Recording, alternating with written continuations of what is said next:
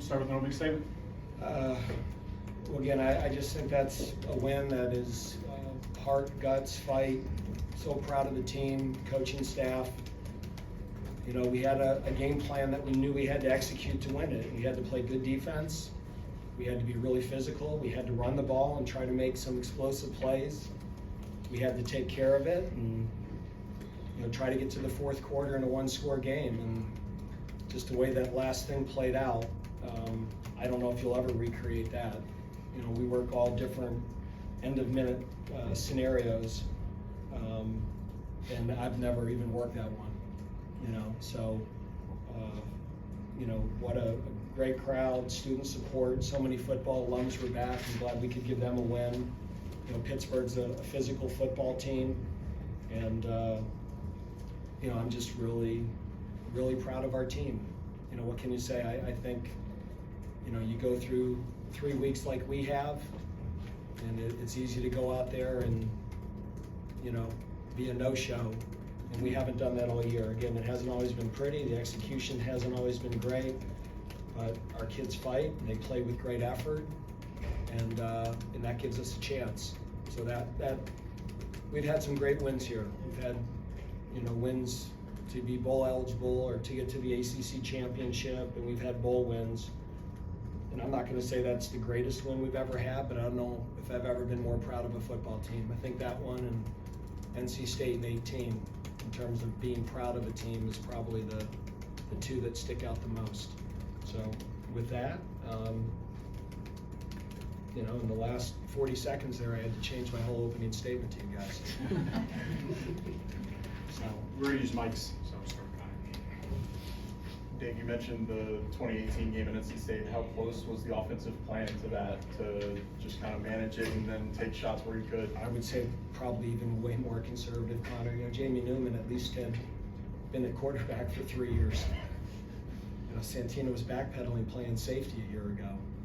And, you know, we went into it and we just said, like, let's put this on the O-line, let's put this on the backs, let's give them some quick screens, maybe some play action bootlegs, and then at the end of the game you had to let them play. And I mean, our receivers made some huge plays. I mean, Jamal Banks made a huge play, you know, the catch by Cam Height, Keyshawn Williams, to get it down there.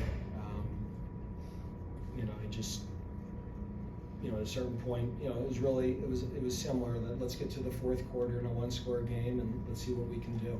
So you know, when it was 7-0 at the quarter, I felt good. When it was 7-7 at the half, I felt good. When it was 10, I mean, as long as we were within one score, anything can happen, and it did. Dave, is this a season saver almost, or is that kind of you got to look ahead of that? You know, you got to. You know, if you go to the end of the year and you're 4-8, I don't know if it's a season saver, but you know, part of every football season, right, is keeping as many goals alive as you can. And you know, probably the goal of getting to the ACC championship game would, you know, is obviously really uphill, and you know, I wouldn't say impossible statistically, but you know, a lot of teams would have to lose a lot of games for that to happen. You know, but we'd like to keep the bowl streak alive. We want to have a winning season. You always want to send the seniors out with as many wins as you possibly can have. And you know, you're 3-4 with Florida State coming in, things get pretty dicey. So, you know, it keeps our season alive and a lot of our goals, and I think more than anything, you know, it keeps us going. You know, I always say and I tell this to the team a lot, you know, the reason you do this is for relationships and moments. You know, the greatest reward of coaching is the relationships you form with the coaches and the players. And as you're all working together, every week you're trying to create a moment. And we created a moment tonight that those guys will never forget. And we'll go back in there tomorrow and we'll tell them the down block they missed and the tackle they missed and where their eyes were wrong. And then on Tuesday we'll have practice, and on Wednesday you guys will ask me, how are we going to ever stop Florida State from scoring 80 points? And you'll forget about this win. That's the nature of what we do. I won't, but you guys will. Dave, talk about Santino's performance. I mean, at what point during the week did you know that he was going to have to be the starter, and then talk about his performance today. Do I have to answer the first question honestly? You'll answer it however you want. We pretty much knew all week it was going to be Tino, and obviously we didn't want Pitt to know that. So, I mean, barring a miracle, it was going to be Tino. But you know, Tuesday was shaky. Wednesday a little better. Thursday, and I think, you know, Warren Ruggiero did a nice job of limiting the offense to things that he understands and things he could do. And, you know, the shame of it is he threw a perfect post. It really should have been a touchdown early. You know, that would have been a great way to get him going and get some confidence. But the kid has some mental toughness to him, that's for sure. And not just for the game, but for his career. Dave, you're at the 15-yard line. There's like 12 seconds to go. It probably would have been pretty easy to just kind of center the ball and tie this game up and go into overtime, but instead you gave Santino another chance there to kind of win it.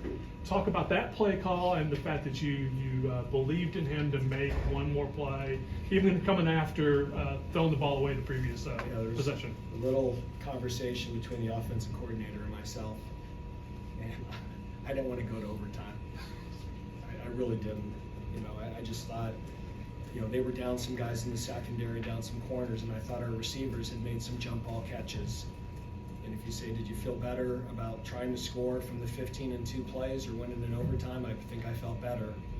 And if that ball had been short, we were not kicking a field goal. You know, we were going to spike it and then try to win the game there.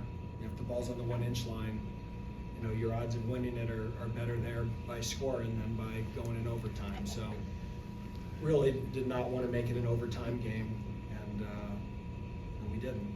You know, again, we're up here claiming victory, right? If their quarterback doesn't slide early, this is a completely different press conference. So, you know, I'm not going to pretend that we outcoached them or outsmarted them, or, you know, it's sometimes you get a little bit lucky, and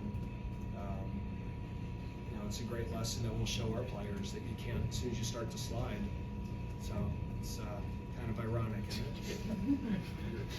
Dave, you're in here surrounded by family. Like you already mentioned, the number of alums, the attendance. Just emotionally, what does this mean for you and for your program to come away with this type of a win?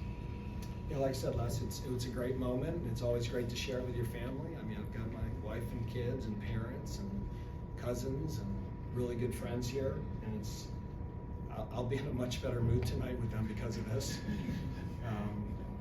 You know, again, if he ran another yard, I'd be up in my bedroom by myself, feeling sorry for myself, and now I'll actually be a little social and have a good time with them. So it's again, Les, it's a moment.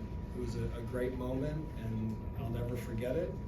And then, you know, 24 hours from now, we'll be getting ready for Florida State, and that's the nature of what we do. But I just think it gives our players life, and they work hard. You just want them to get a reward, and they've been rewarded for their effort. Two more, guys. Two more. I'm proud of it. Proud of them. Coach, speak again not only to the team's focus down the stretch, but what can you take away from this that will help you build as you prepare for next week? Again, I'm not going to make, I don't want to be, part of hyperbole and make this bigger than it is, right? We found a way to win an ACC football game.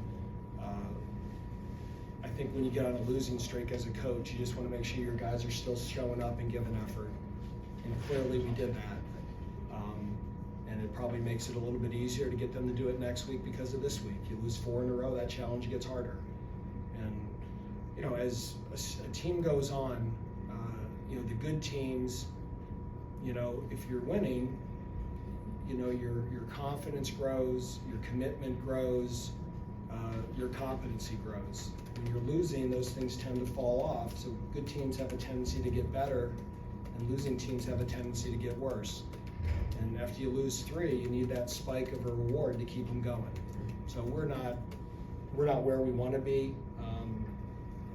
I don't think we're playing as well as we can, but right now I really don't care. We found a way to win a football game, and we're going to enjoy it. Dave, on the touchdown pass, did you think he could throw a ball that well in that situation, or did it surprise you a little bit how well it was done?